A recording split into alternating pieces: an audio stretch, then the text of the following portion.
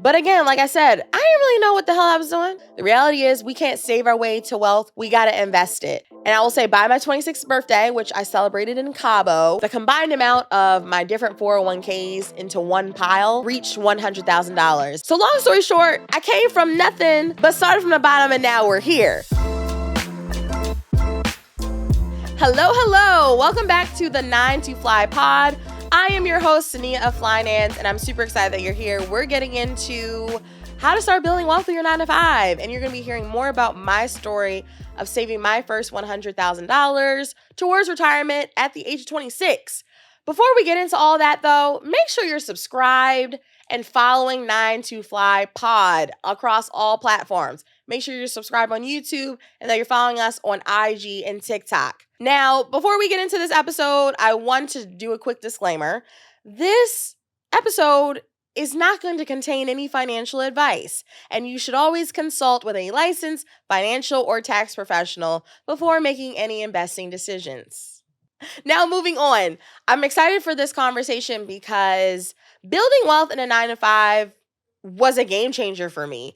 As someone who comes from a low income background, having a well-paid 9 to 5 and learning how to effectively use investing tools like a 401k is really what helps me create a level of financial stability and get closer to my own journey of wanting to achieve financial freedom. If I didn't have these resources available to me, I probably wouldn't have the kind of financial confidence that I have, but I also wouldn't have the amount of assets that I have. So I'm excited to tell you more about how I saved my first $100,000, even as someone who was low income, and it really only took me 5 years to do it. So we're going to get into specifically how to use your 9 to 5 to start building wealth, how to turn your paychecks into real wealth so that you can get closer to retirement, early retirement, and financial freedom, which is what we all want. First, I want to tell you more about my personal story. If you are new to hearing about me, this may be news to you, but the reality is I didn't grow up with a lot of money, and I did not grow up talking about investing. While I had a very loved childhood, my parents did the best they could with what they had. We never talked about investing. I did not grow up knowing what that meant, how to do it, that it was something that needed to be done. So I didn't start investing until I was 22 years old, when I started working my first full-time job, okay? Before that, I was a true financial aid kid. I was on financial aid throughout my whole life, and it's not something I'm ashamed of, but it's to say I didn't come from money. So investing was a whole new world for me, and it was not something that I was really well-versed in. So, like many people, my very first introduction to saving for retirement was at my very first job. I'm 22 years old, and they sat us all in this big-ass conference room and said, new employee orientation, here's your retirement account. Let's just say, like many people can probably attest to, it was a super confusing experience. I was just like, what do these things mean? Obviously, the person that gave the presentation was not a licensed financial advisor or someone who can actually help me navigate through what a 401k was and what all these terms meant. They were really just someone that was a proxy for human resources, just letting us know, hey, these things are offered to you and you have this thing that's called an employee match. Yeah, I didn't really know what was going on, but I had kind of remembered through college and through some other experiences that, retirement savings, I'm supposed to start doing that, right? But I didn't even know why I was doing it. I didn't know how I should be doing it. I just remember someone told me once to save for retirement, so I'm going to do it, right? But let's just say that, at that point, I really did not have a strategy around saving for retirement. It was kind of just like, oh yeah, this is something I should be doing. So, okay, I'm going to do it. Now, I will say I was fortunate enough to work for a company that did have, a pretty well thought out employee retirement process and plan. So that meant that we did have these accounts available to us. We did have information and education that we could kind of peruse and get into to kind of learn about all of our options. And we had an employer match, which meant that my employer made contributions to my retirement on my behalf. It wasn't free money. It was part of my compensation. So I was glad that those things were in place to really incentivize me at an early age to start investing towards retirement. But again, like I said, I didn't really know what the hell I was doing. It was kind of one of those things where like I was starting to do it. And then I remember I had a really close friend at work who was a couple years older than me pull me aside and be like, "You're saving your 401k, right?" And I was like, "Yeah." And he's like, "Okay, good. Just wanted to make sure," right? So I feel like that was kind of at that point, really in 2017, early 2018. That was really the full extent of my understanding about investing, which is to say, I didn't know a damn thing. Okay, so fast forward as I'm learning about financial freedom and I'm learning about financial independence and the retire early movement. That's when I kind of started to learn that, oh, wow, there's actually a way to have a strategy around these accounts. Like, this is not an account. I should just kind of be like, oh, yeah, big deal. I should actually be intentional about how this money is getting saved, how much money I'm putting aside from my paycheck, and what my money is actually being invested in. So I would say it was probably towards 2019. So now I have been working full time for about 2.5 years, that I really started to learn how to manage my retirement savings. I was in the process of learning how to pay off debts, and I was really starting to beef up my savings. And in a really short time, because I was kind of consuming all this knowledge and I was getting really serious about it, if you haven't noticed already, I'm a very type A person where it's like, yeah, give me a blueprint, I'm gonna execute it. In a short time, I was able to build up my 401k to around about $40,000, even though I had only been working for a couple of years. As I started to learn how to decrease my expenses, I moved abroad to Tulum. I did a lot of other things in my journey. I was able to put more money from my paycheck into my 401k plan. And here's the thing. The beauty of it is that even though I was like considered to be an aggressive saver at that point, I never really missed the money. I never really missed any of the money that was contributing into my 401k. It was kind of just like, oh, okay, yeah, my checks are slightly smaller, but I think I felt really proud of myself to be able to log into my 401k and see all of this money that was kind of like accumulating for me that I knew I wasn't really putting a lot of effort into. Between 2020 and 2021, by me really getting aggressive about my early retirement goals and really wanting to set more money aside, for the first time in my life, I was able to max out my contributions, which meant that according to the IRS, there is a set amount of money that you can put into your 401k every year. Yeah, well, if you hit that amount, you're considered maxing it out. For the first time, I was able to do that in 2020 and 2021, and that really gave me an extra bump to really see my 401k reach a really big month. And I will say by my 26th birthday, which I celebrated in Cabo with some friends, that was the first time I'd ever reached $100,000 in invested assets. So the combined amount of my 401k, and at that point I had Job Top, the combined amount of my different 401ks into one pile reached $100,000. And then I also had, I had an emergency fund. I had, other little funds that also added up to that full amount. But I felt really proud of myself, especially for someone that I had been on this like grind for the last couple of years. I felt really proud of myself to hit this really big milestone and really know that, okay, if I keep at this, I am going to reach my goal of becoming a millionaire, of being able to retire early, and really be able to create that generational wealth that I have been working so hard to get. So long story short, I came from nothing, but started from the bottom, and now we're here. So that's why I'm really excited about this episode, because I want to share things that I've learned along this way, building my 401k, building wealth through my 9 to 5, in ways that can help you, whether you are just new to working or you've been working for several years post-grad, be able to manage your retirement savings more effectively and really start building generational wealth. Now, when it comes to building wealth through your 9 to 5, let's get really clear on what your options are. What are your investment options in a 9 to 5? And for most people, it's probably going to be what's considered a 401k, though you might have heard of the term 403b, Roth IRA. Like, there are a lot of different account types out there, but it's really important for you to understand what is available to you at your current 9 to 5.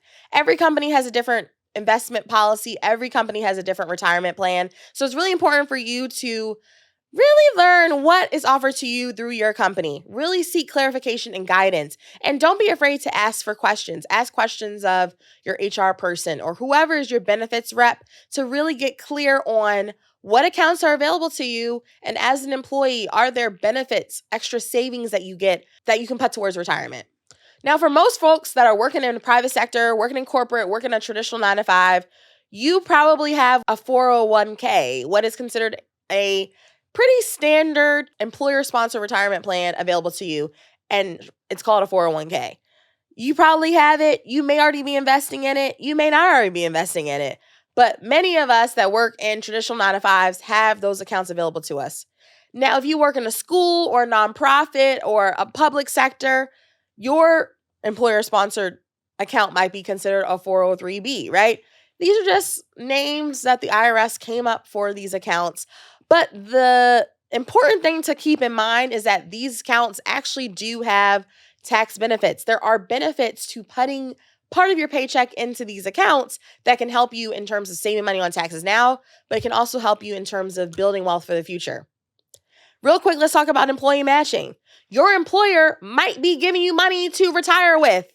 I know that sounds crazy, but your employer very well may be doing what's considered an employer match, which means that they may be incentivizing you to contribute to your own employer-sponsored retirement account by giving you a little bump, a little extra, right? So most commonly, you might see this when you are applying for jobs. You might see, hey, we offer a competitive match program, or we offer a 6% employer match for every dollar that you contribute to your 401k. That's part of your compensation, I will add, part of your compensation towards your retirement. So it's really incentivizing you, and it's really a golden opportunity. I think about my own journey, and you've heard my story just now, that having that employer match as I was working and as I was saving really did give me an extra bump on top of the amount that I was already saving. And I want to underscore again, it's part of your compensation. So you really want to make sure that you are not letting that money go to waste, right?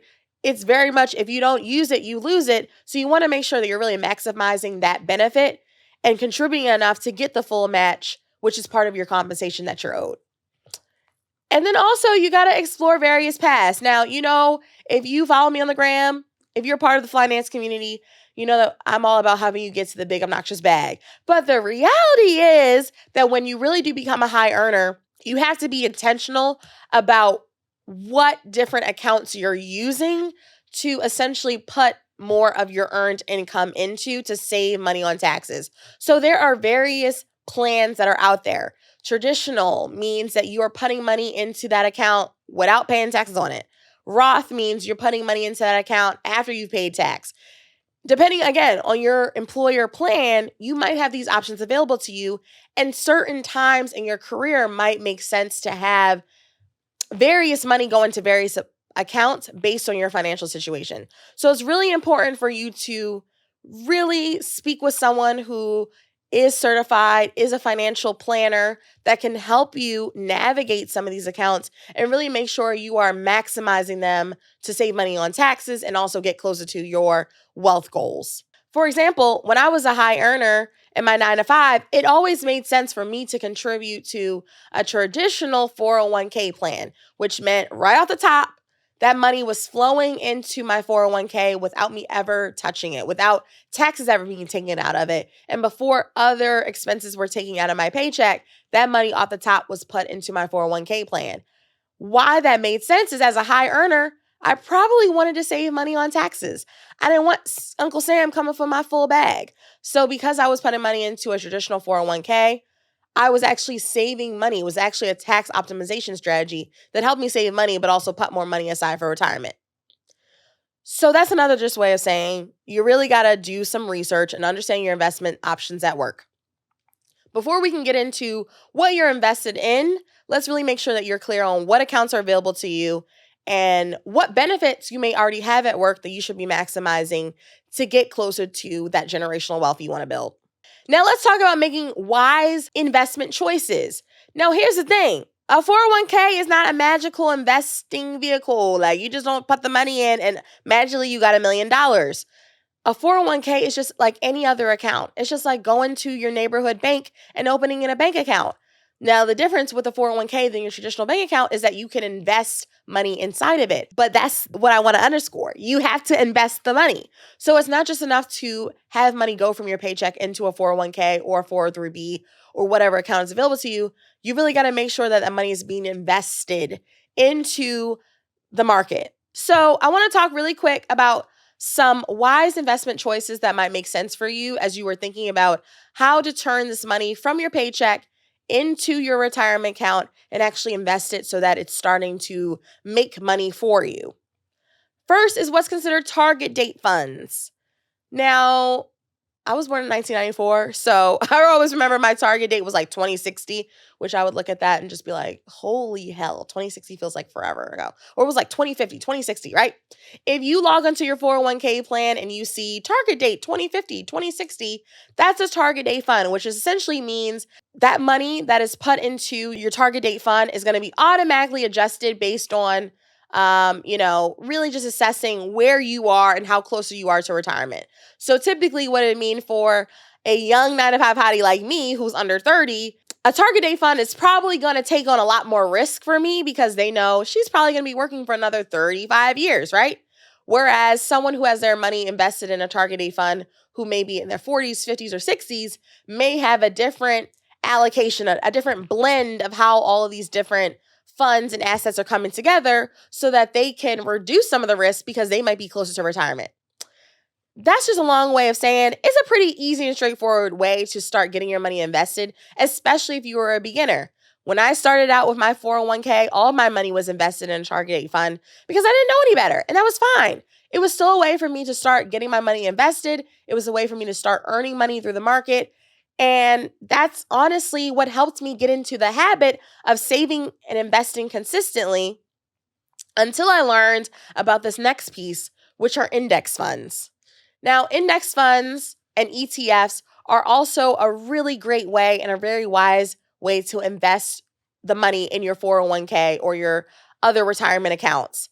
What I love about index funds is that these are low-cost, passive investment options that are pretty much tracking the major market, right? So all the companies, for example, that are publicly traded in the United States are on what's considered the S&P 500. It's like the mix of the top 500 companies in the United States that are publicly traded. Yeah, well, you can actually have your investment funds invested to follow the growth of that market. So when I changed my 401k investment strategy, probably around like 2020, if you remember 2020, there was a lot going on in the markets, right? There were a lot of ups and downs and, with so much uncertainty. When I started to shift my investment focus to really making sure that my money, my 401k was invested in index funds, I think it was around 2019, 2020, I actually started to see that I was making a lot more money in my 401k as the market was continuing to rise. So what helps for me moving my money to index funds over target date funds was that I wasn't paying so much in fees and I was actually outperforming the target date fund that my money was previously invested in. So I say look into index funds, and a great book that you can read if you are curious about index funds is called The Simple Path to Wealth by J.L. Collins. A lot of the financial people who talk about financial freedom will mention this book, The Simple Path to Wealth, and it was actually one of the very first books that I read on investing that helps me understand how to invest my money a little bit more intentionally in my 401k to really see it grow and really not have to worry about, am I invested? Should I be checking the market? Just kind of knowing that I set it and forget it and could move on with my life. Now, all in all, I want to say that with investing, there's always risk involved, right? So this is why I really want you to do your own research. Read different books out there, consult with a financial professional, really do take some time to understand what are your investment options at work, and based on your goals, what makes the most sense, right? What might make sense for me may not be the best strategy for you. So this is just to kind of say, this is your sign to not be afraid to do that extra work, take those extra steps, because really being intentional about having a little bit of money every year that you're working going into an investment account is really what's going to help you get closer to building generational wealth. The reality is we can't save our way to wealth. We got to invest it. And with these accounts that we have at work, this is a surefire way of getting closer to building wealth. And that's not to say that you can't do other things, right? You can invest in real estate. You can do more, risk focused investments. You could do all kinds of things. You could become a trader, everything. But one thing's for sure, and two things are for certain. That 401k that you've been setting and forgetting, and money has been accumulating and investments are continuing to grow, is still going to be an asset for you that you can leverage when you're ready to retire. So I'm all for having multiple pots, having multiple ways that my wealth is growing, and just ensuring that I'm doing the best that I can to put the money that I'm making in my 9 to 5, no matter how much I'm making, to work. And that's what I want for you. Now, for this next segment, we're going to come back to corporate lingo, because in an episode where we're talking about building wealth at work, it just makes sense to describe a term that I think all 9 to 5 hotties need to know, which is vesting. Vesting is an important term, and you need to understand what vesting means, especially as you start to think about investing your money in your 401k and other plans at work. Vesting simply means it's the amount of time that it takes you to own all the money that your employer has matched. Now, one thing that I did not mention earlier when we talked about employer matching is that vesting was essentially created to keep employees locked into their employers. So yes, your employer might offer, hey, I got a competitive match for you. They might offer you 6% or whatever that number looks like as an employer match. That might be a benefit that's part of your compensation. But depending on the company's vesting policy, you may not own all of that money until you've worked a certain amount of years at the company. But it all really depends. There are some companies, for example, when I worked at PayPal, that was a company where I was fully invested in all the money starting day one. So again, it really depends on your company. The important thing that I want you to know is that vesting is a thing, and you really got to know your vesting policy. This is going to be super important as you start to build more wealth at work, because there may be times where you might need to put a little bit more time into a company to really ensure you get all the money that's entitled to you. Vesting not only applies to your investment 401k plan, but it also applies to when you get equity. So if you're applying for example, a job in tech, and they offer you equity when you come on as a new employee, there may be a vesting policy attached for that. For example, when I joined PayPal and they offered me over $100,000 in PayPal stock, there was a vesting period, which meant that I could only get a fourth of that full amount depending on the amount of time I spent at that company. So there was a 4-year period. I only got a fourth for every year I spent at the company.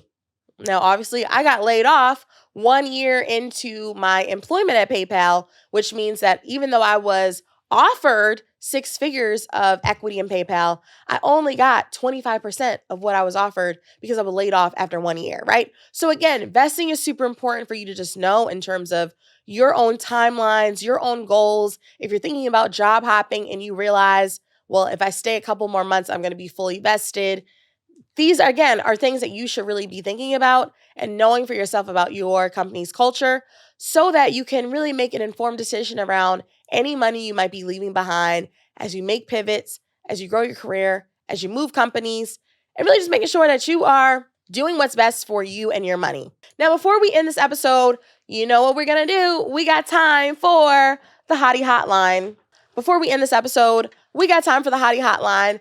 This is my time where I'm answering your questions live. So if you have a burning question for me, call me. My number is in the show notes. You can send me a voice message by calling that number, or text me a question to the number in my show notes, and I will answer your question in a future episode. Okay, so for this first question, I actually want to play you this amazing voice message that we got from a listener. So I'm going to play you their question right now. Hey, Cinneah, it's your favorite hot boy calling in. Got a few questions. So I'm thinking maybe on your next episode, love the show, by the way. I'm hoping you can talk to us a bit about passive income, be it investments, stocks, other securities, real estate, and just other ways to make money, even side hustles, anything around that. I wish I could make more bread on a 9 to 5, but it is what it is. But, you need the benefits. So think about other ways to grow grow my accounts really. So anything you could give me on that would be really helpful. Always here to tune in and listen, and hope to hear what you have to say. Okay, thank you, Hot Boy, for that question. I absolutely love this question, and I think it's very fitting for our episode today on building wealth in your 9 to 5. So the question around how can you start building wealth more passively is a super important one. And here's the thing. Well, we just talked in this episode about a clear way that you can start building wealth passively, which is, again, by investing part of your paychecks into your employer-sponsored retirement accounts. Now, beyond that, if you're trying to get to a bag more aggressively, here are some things that I would consider and some ways that you can continue to increase your learning around passive income building. First, a great way to start building passive income through investing is also to start investing in dividend stocks. So dividend stocks are essentially companies where, because you are now a profit holder, you own a piece of their company's pie, they're going to pay you a little dividend. They're going to throw you back a little dividend that you can have. You could absolutely start to take those dividends and live off of that. But for many people, as you're starting to get started, you can reinvest those dividends and grow your accounts even further. If you want to learn more about dividend investing, I would highly recommend that you follow one of my favorite creators and my big sis, Ashley Fox of Amplify, because she is an expert on dividend investing. That's number one.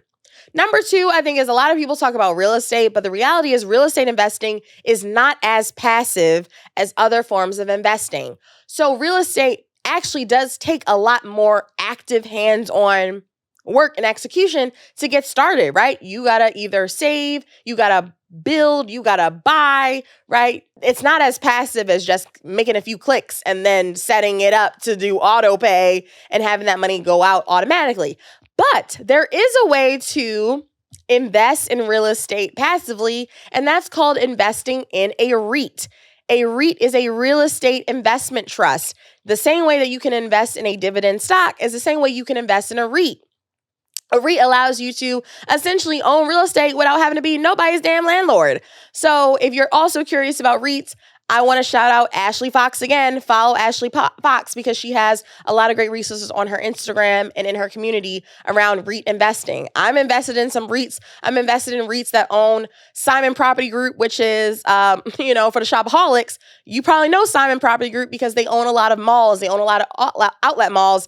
I realized for as much money as I was spending at Overberry Commons, I should be investing into Simon Property Group and at least getting a kickback every time I go to shop at Gucci, right? So REIT is another great way to invest in real estate passively. Now, when it comes to growing your wealth through a business, it really depends on your level of comfort, right? Not everybody wants to be an entrepreneur in the same ways, right? Vending machine investing could be passive, but again, it takes some work. People talk about cleaners and laundromats. It takes some work initially, but it can be passive once these things are set up. People talk about Turo, Airbnb. There are definitely a lot of ways out here to make money passively, but I would say one of the ways that I started to make money passively is through digital products. Digital products, if you can create a product, if you can distill your knowledge into a digital product that you can sell on Etsy, on Shopify, on Gumroad, or another platform that is always on, that's a way for you to start making money and doing it passively, right? You can make sales in your sleep without you having to do anything selling wise. And also another big thing is affiliate marketing. If you have a blog, if you have a platform, this is probably one of the best times in history to be able to build something once digitally and have ad money, ad revenue come through it that anytime somebody clicks on your link, you're getting paid. You're getting paid a commission. And you see it all the time now through, TikTok and blogs and YouTube. People are making big money by having these platforms and building an audience and then leveraging other companies to pay them for any time someone views or clicks their links. So the reality is there are a lot of ways out here to make money, side hustling. I think it's important for you to think about, one, what are the things that you really enjoy doing? Do you like to be up here talking? Do you like to be writing, creating? Are you an operations person? Figuring that out for yourself is going to be super important. And then I would also say that it's important for you to think about, what don't you want to do? I know for me, real estate is probably not something I'm ever going to have a huge real estate empire around because I don't care about being somebody's landlord. But REITs are really exciting. So if I think about the same amount of money that I would put into trying to save for a down payment for a house, if I tried to put that same amount of money into dividend stock investing or into REITs, I could have a considerable amount of passive income starting to flow into my pockets without having to go through all the work of finding a tenant and finding a property and going through the whole process. So I hope that helped answer that question, but know that there's a lot of money out here to make and you can do it. Okay, one more question. Hey girl, I currently work in finance, but I want to pivot in my career into tech in a less finance numbers related role. I'm 6 years post-grad, so I feel like I can't do it without going back to school. I'm not young enough or, quote, coachable to make a huge career jump. What do you think I can do? I love this question, but I want to first just affirm this 9-to-5 hottie to say, you absolutely can pivot from finance into tech without having to go back to school, without having to reinvent yourself. And you are young enough, right? 6 years post-grad is not old at all. You are young enough and you can be coached into making that pivot. I would say for this hottie, first, don't think that you can't stick in finance, right? Your expertise is in finance. Your transferable skills are in finance. And financial services is a huge industry. Think about my own experience. I've only ever worked in finance and financial services, but I've been a product manager, right? So my job function is a lot different than yours, but at the same day, we've probably worked at similar companies. So that would be my first tip for you. At your current company, you need to start talking to people that work on different teams. Who are on the tech teams? Who are the product managers, product owners? Who are the engineers? Who are the people who are in design? Who are the people in UX design, right?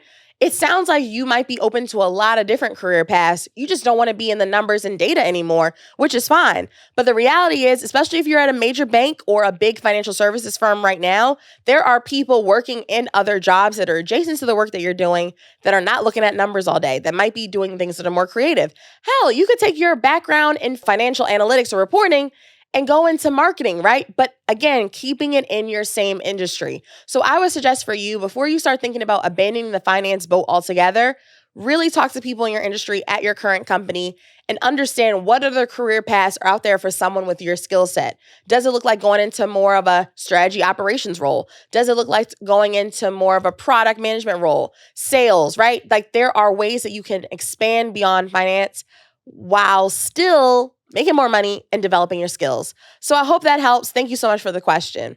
All right, we are at the end of the episode. Thank you so much for tuning in to 9 to Fly. This episode was all about building wealth in your 9 to 5. You heard more about things that you can be doing right now to start getting closer to generational wealth while at work. If you love this episode, leave me a review. Okay, I want to hear from you. And don't forget to follow 9 to Fly Pod across Instagram, TikTok, and subscribe to us on YouTube. I will catch you next week for even more tea on how to get to the biggest obnoxious bag possible, how to maximize your 9 to 5, and how to secure the freedom and flexibility that we all want and deserve. Until then, I'll talk to you soon. See you on the gram. Bye.